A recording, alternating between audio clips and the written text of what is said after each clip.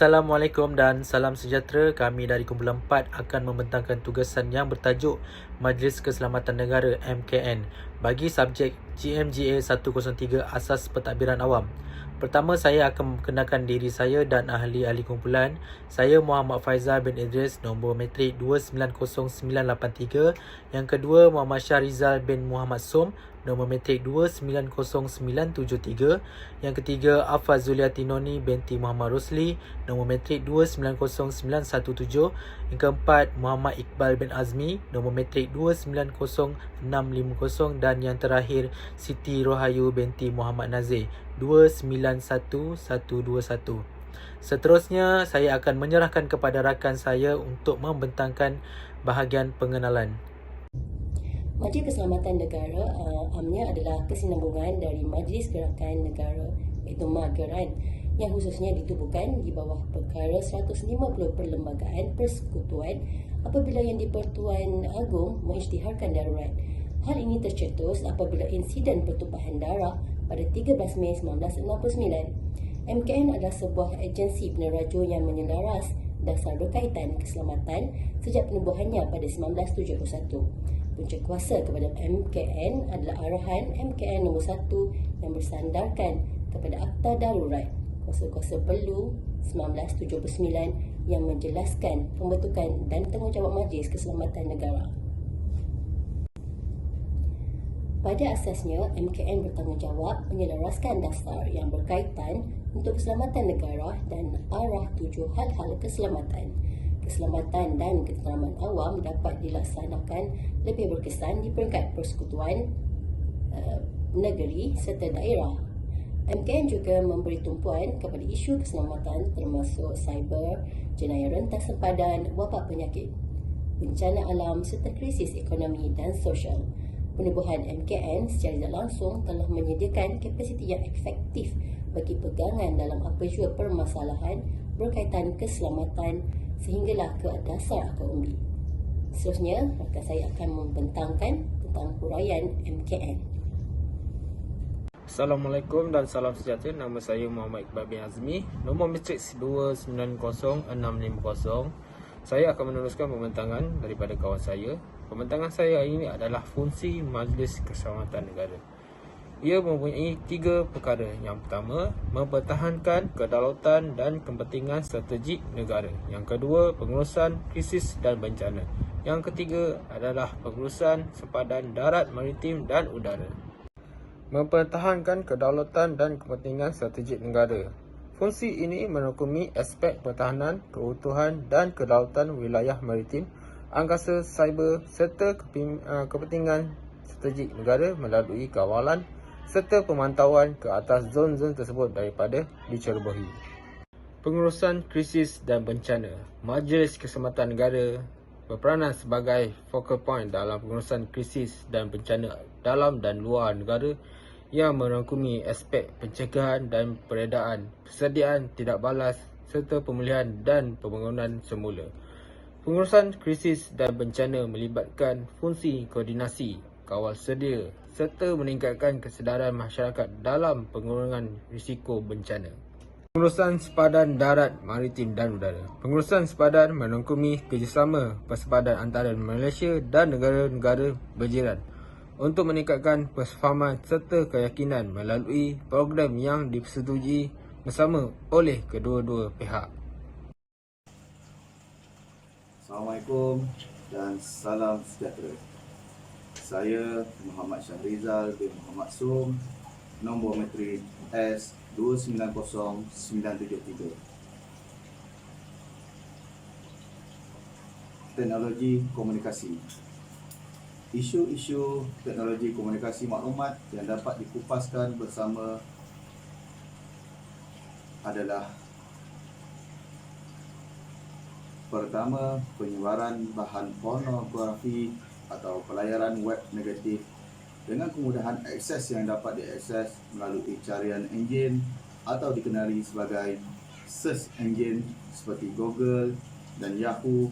Semua informasi atau visual grafik tentang sumber-sumber perkara yang tidak bermoral dapat diakses dengan mudah tanpa mengira had umur atau tapisan masyarakat. Ianya amatlah membahayakan bagi generasi muda kerana pengaksesan terhadap pornografi dapat membentuk generasi muda menjadi lebih cenderung akan aktiviti-aktiviti yang tidak bermoral. Yang kedua, dasar permainan atas talian atau dalam talian atau dikenali sebagai game dalam istilah yang boleh dimuat turun sama ada secara percuma maupun langganan melalui telefon pintar atau komputer riba. Ianya dapat memberi kesan yang negatif terutama kepada generasi muda kerana golongan ini justru lebih cenderung atau tertarik dengan hal yang berbau seperti ini kerana dapat mengisi masa lapang mereka. Akan tetapi, untuk jangka masa yang panjang, aktiviti seperti ini amatlah tidak sihat bagi generasi muda kerana ianya membuat otak mereka ketagih dengan bahan-bahan seperti ini dan membuatkan daya pemikiran mereka lebih menurun akibat kurangnya pembacaan. Dan yang ketiga, pihak-pihak yang tidak bertanggungjawab dalam melakukan aktiviti penyebaran berita-berita palsu dan maklumat-maklumat palsu melalui platform media sosial seperti Facebook, Twitter dan WhatsApp. Ini kerana di negara Malaysia, masyarakat mempunyai hak untuk bersuara, akan tetapi segelintir pihak telah menyalahgunakan hak kebebasan bersuara dengan melakukan antologi penyebaran maklumat yang tidak sahih yang dapat mengundang pelbagai reaksi positif maupun negatif yang dapat membawa kesan buruk. Assalamualaikum warahmatullahi wabarakatuh. Nama saya Siti Rahayu binti Muhammad Nazir. Nombor metrik 291121. Tajuk yang akan saya persembahkan pada hari ini adalah berkaitan penambahbaikan. Cadangan penambahbaikan adalah bertujuan bagi mempertingkatkan mutu perkhidmatan yang diberikan kepada rakyat dari aspek keselamatan negara amnya. Ia termasuklah aspek sosial, ekonomi, teknologi, pendidikan serta undang-undang.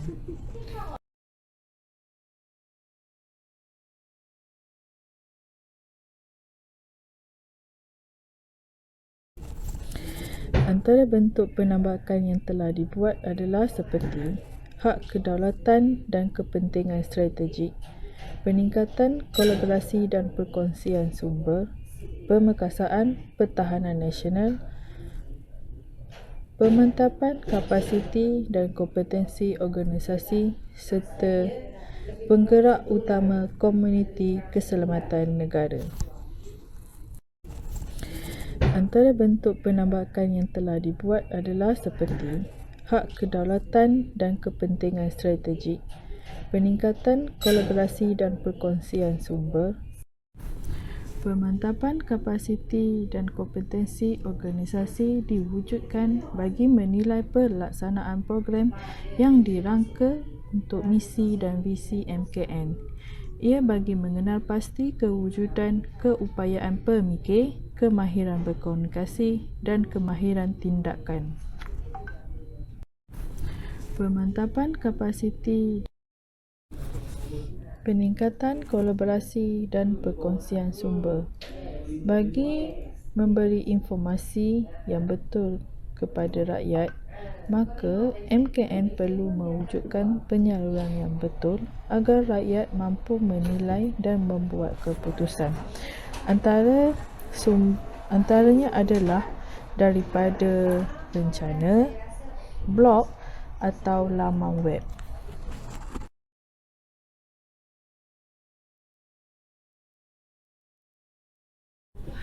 Penggerak utama komuniti keselamatan negara. Rakyat adalah menjadi ahli komuniti yang baik dalam menggerakkan keselamatan negara.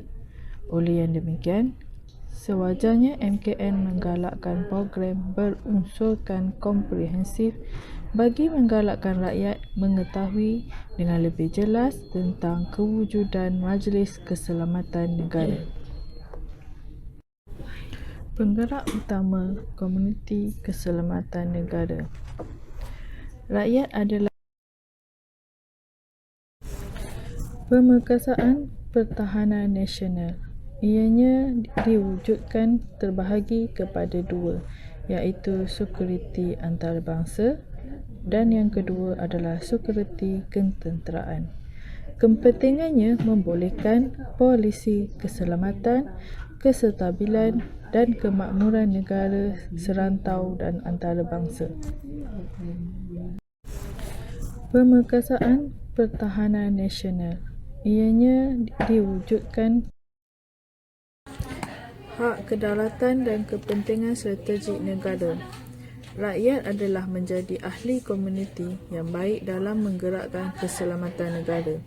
Oleh yang demikian, sewajarnya MKN menggalakkan program berunsurkan komprehensif bagi menggalakkan rakyat mengetahui dengan lebih jelas tentang kewujudan Majlis Keselamatan Negara.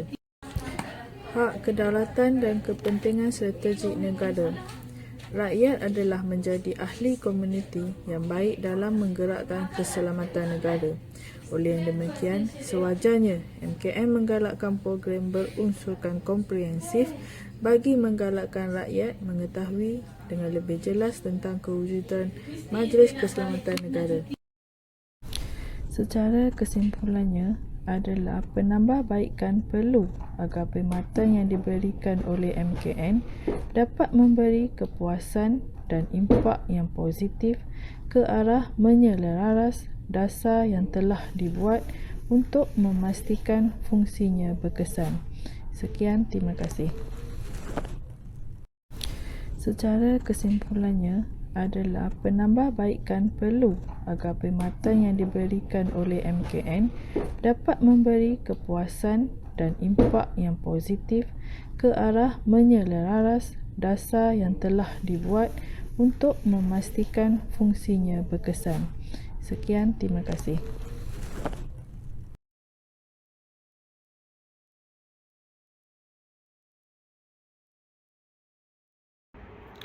Assalamualaikum dan salam sejahtera. Saya Muhammad Faizal bin Idris, nombor matrik 290983, akan membentangkan bahagian kesimpulan tentang tajuk yang kami pilih, iaitu Majlis Keselamatan Negara (MKN).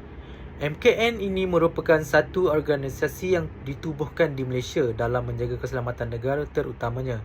Terdapat beberapa objektif yang telah dibentangkan oleh sahabat kami di mana MKN mempunyai tanggungjawab yang besar dalam menjaga keamanan negara dari pelbagai aspek. Selain itu, pihak berkuasa lain juga yang turut bekerjasama dalam menjaga keselamatan negara bagi membanteras sebarang peperangan yang berlaku dalam negara yang bukan hanya dalam bentuk serangan cyber, misalnya yang sangat popular dalam kalangan masyarakat zaman ini. Bahkan dari segi penyakit berjangkit juga seperti wabak sesama burung dan baru-baru ini melanda seluruh negara, iaitu coronavirus COVID-19 yang turut melumpuhkan ekonomi negara akibat wabak tersebut. MKN juga mempunyai beberapa fungsi yang merupakan teras utama dalam mencapai objektif tersebut. MKN haruslah mempunyai persediaan awal serta menyusun strategi bagi menghadapi pelbagai ancaman luar dan dalam negara. Tindakan haruslah cepat dan tepat bagi mengelakkan sebarang permasalahan yang bakal berlaku agar dapat dikawal dengan baik. Oleh hal itu, bagi pihak MKN haruslah memberi pendedahan kepada umum agar keselamatan negara terjamin. Kerjasama antara MKN dengan masyarakat harus diutamakan bagi mengekang jenayah dari dalam dan luar negara. Secara keseluruhannya, dalam topik ini, masyarakat dan pihak berkuasa haruslah memainkan peranan masing-masing dan memberi kerjasama dalam membantu menjaga keamanan serta keharmonian negara. Ini merupakan perkara penting yang harus diutamakan dan dititikberatkan oleh semua lapisan masyarakat dan negara secara amnya. Sekian pembentangan daripada saya. Terima kasih.